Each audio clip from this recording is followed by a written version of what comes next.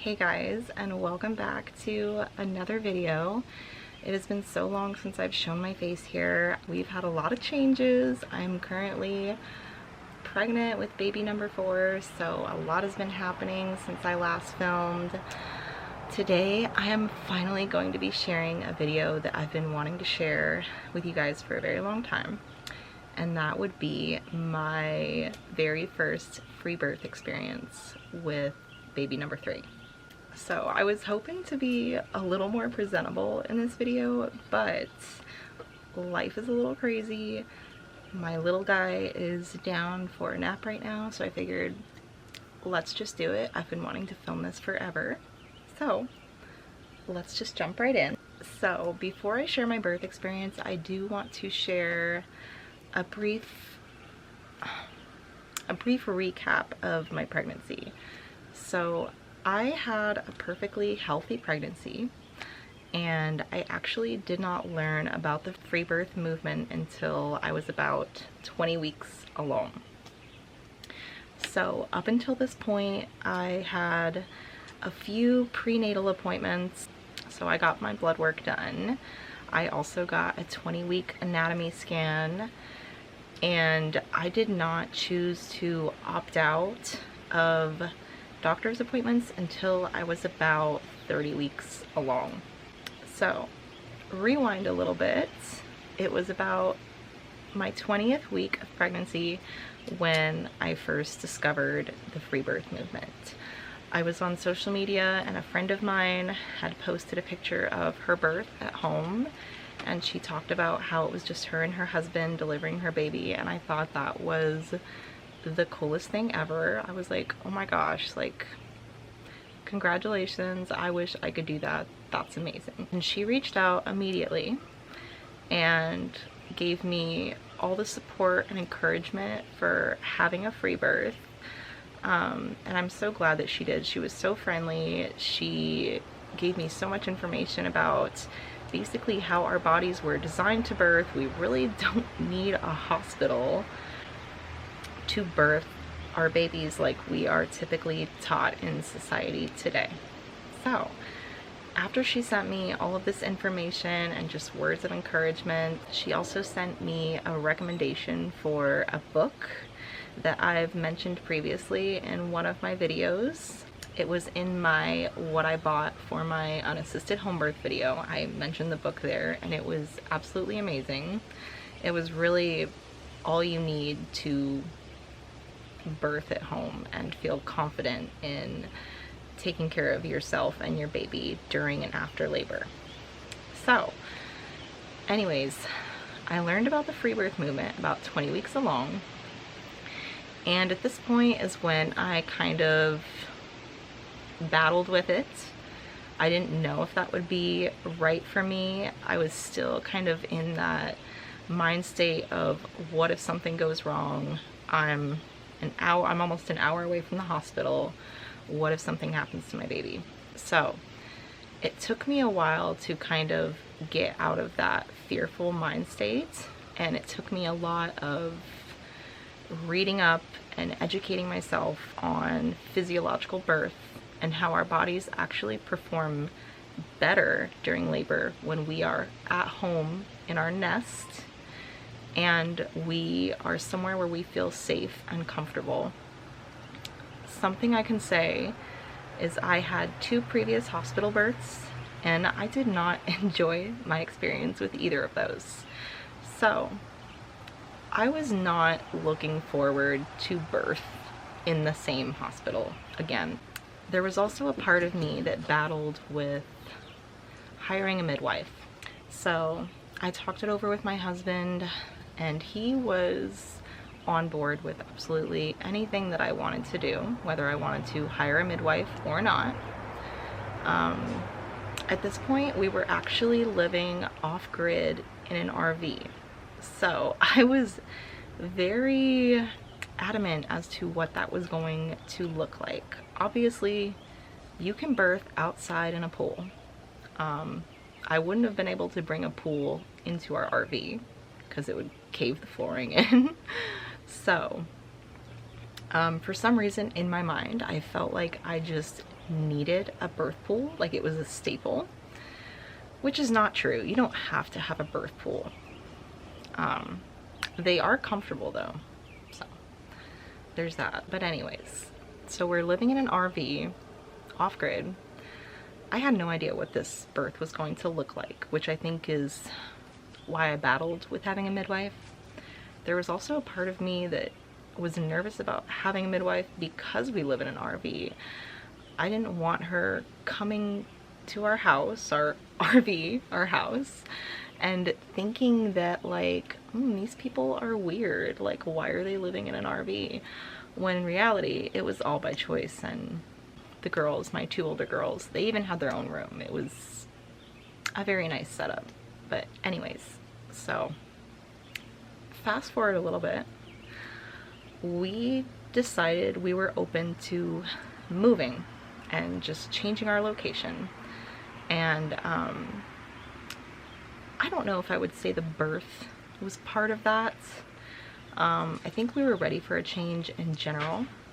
As you could imagine, having 3 kids in an RV, I know there's people that do it, but it was starting to feel very tight. It felt like we wanted more space. We had also been living off-grid in an RV for 5 years at this point. So we had been doing that for a while and we were just ready for a change. And what better timing than before the baby comes. Around my 37th week of pregnancy, we moved all the way out to Missouri. It was like a good 3-day drive. And we got a house here. And at this point, by the time we were settled in, I was 38 weeks. I did not have medical insurance for the state.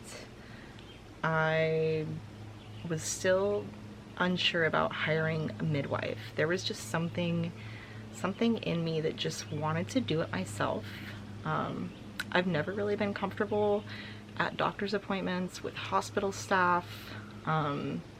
Even for my prenatal appointments, they would have to wait a little while after I got there and retake my blood pressure because my blood pressure would shoot up from being nervous, just from being at a doctor's appointment. So the idea of hiring a midwife, spending thousands of dollars on a midwife whom I didn't even know. She was also about an hour out, and you know, birth is so spontaneous. She could have easily not made it to the birth, and I would have paid her thousands of dollars to attend a birth that she didn't even go to. I wouldn't have gotten any of my prenatal appointments from her.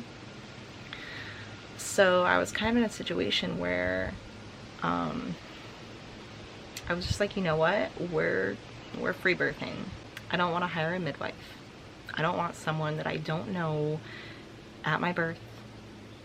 We're just gonna keep it in the family with just me and my husband, and it's gonna be great, and that's what we're gonna do. So jumping ahead to when labor actually started, I was due October 4th of 2022. And this was the day, that night of the 4th is when I started to have really intense contractions, but they were not consistent. My 2 previous daughters were delivered when I was about 39 weeks and 5 days, both of them.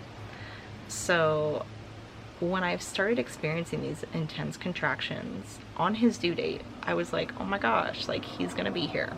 Like, this is happening soon. That did not happen. I experienced prodromal labor the whole night of the 4th leading up until the 5th. As the day of the 5th went on, they eased up a little bit, and then they got worse at night. And at this point, I was starting to feel very discouraged because with my first baby, I had intense contractions for 4 days, and it was awful. Yeah, so I was in a lot of pain. I was not getting good rest. I did not sleep good the night of the 4th. I was up all night the night of the 5th, and the morning of the 6th, so the next day, is when I lost my mucus plug. And at this point, contractions were still very inconsistent up until midday, and it was just, it really messed with me mentally. I really was anticipating a fast and painless labor that you will hear a lot about in the free birth community. At least I did at first. I heard that, you know, about the fetal ejection reflex, and when you're at home, your body responds better. You will labor quicker. Is painless birth possible? Absolutely. But you should not anticipate a painless birth. I've learned that. But yeah, so I think the discouragement from that probably made me a little more stressed and prolonged my labor. Anyways, so the morning of the 6th, I lost my mucus plug. I tried sitting in the bath for comfort for a little bit, and it was so hard on my pelvic bone that I couldn't. I was trying to hold off on pulling out my birth tub. There was a part of me that didn't want to pull out the birth pool, even though I had purchased it. There was also a small part of me that was like slightly nervous about the baby inhaling water. Like, in my mind I was like, what if the baby's head's poking out and they like take a breath? But now that I'm more educated on physiological birth, I'm very aware that that is not possible. I'm sure they could accidentally breathe a little bit of water in on their way up, but anyways, that is besides the point. So I did not get into my birth pool until about 12 or 12:30. My husband was kind of in and out of the room with me because he was helping with my 2 older kids who were only 4 and 3 at this time. So they were still very wild. They needed much attention. I was hoping that they would be in the birth pool with me when it happened, but they were just too young for that. So he was in and out of the room for a bit, and contractions gradually increased with intensity. They got closer in time. I did time my contractions, which I will not be doing next time. But yeah, so I labored in the pool from 12:30 up until about 9:30, and at that point I was like, okay, I gotta get out of here. Like, I can't be in here anymore. As I got out of the birth pool is when my water started to leak, just a little bit. It wasn't like a full-blown, it was just like a little bits at a time with each contraction. So I moved to the bed, and I think my body was much more comfortable in that bedroom space. It was very dark, so I did not film the birth, and I'm so sad that I did not. I really wish I did. It was just such a moment. It was just so, it felt like a distraction to pull out a camera in that moment. So I labored in bed for another hour, and then he was born at about 10:15. And it was such an amazing experience, honestly. He was born like partially in Caul, which means partially in the sac. So he had the sac over his face. My husband had to pull it off. My husband also caught him, and I could tell that that was just such a special moment for him, because whenever we were in the hospital, he was very upset that he did not he was not the first one to hold the girl. He just wanted to have a turn of catching the baby, and I think that's like a primal instinct thing for mom and dad. And I never realized that hospitals were like ripping dad of their role in the birth process up until that moment. But yeah, so we had the baby. He was perfectly healthy, and it was just so special. I did not deliver my placenta until about an hour and 45 minutes after I gave birth, and the baby nursed for about an hour and 20 minutes. So I had my mom come over after the baby was born, and she was a little concerned about me potentially having a retained placenta. So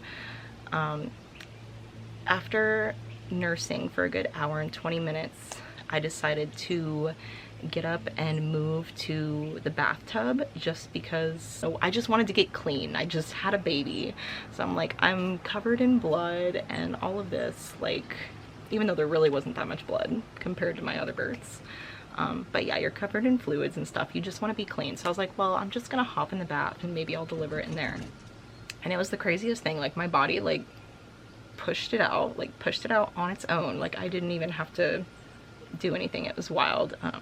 That was the ejection reflex that I was looking for during birth. But anyways, yeah, so after about an hour and 45 minutes, I birthed my placenta. I did not keep it or encapsulate it or anything. That's not really my thing.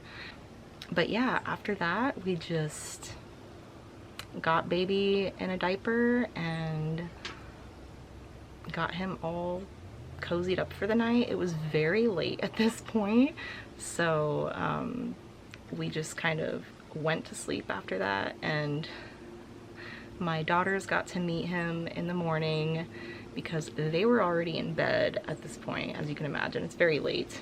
And yeah, it was just such an amazing experience. I wish more moms got to experience free birth. I wish more dads got to experience catching their baby. Sorry guys, my camera died, so I had to step away and charge the battery for a little bit. But yeah, that's basically about it. The thing about birth is it's just birth. There's really nothing crazy going on. It's a physiological event that your body was perfectly designed to do on its own. We monitored my blood pressure afterwards. I was perfectly fine. I did not have any heavy bleeding. I was not nervous during labor. I never felt like I was unsafe or that my baby was in danger. At home was definitely where I wanted to be. It was definitely my best birth experience by far, and I wish I would have known about the free birth movement, which in reality is just birth. I wish I would have known that with my other two. I wish I could have birthed them at home as well. I will definitely be birthing baby number 4 at home unassisted too, so I am gonna have another free birth story for you guys, and I do plan on filming this birth as well. So I'm very excited to be experiencing that again, and I love that my girls are gonna be a little bit older for this next experience. I'm hoping that they will be able to be present and witness the birth. Let me know in the comments if there's something else you would like to see. The baby that I'm currently pregnant with, baby number 4, I am having my very first wild pregnancy, so I am not seeing a doctor. I am not having any midwife appointments. I am solely leaning in on my intuition and listening to my body for this whole pregnancy and birth experience. So that's super exciting. If you guys would like to hear about how my wild pregnancy experience has been, I would love to share that as well.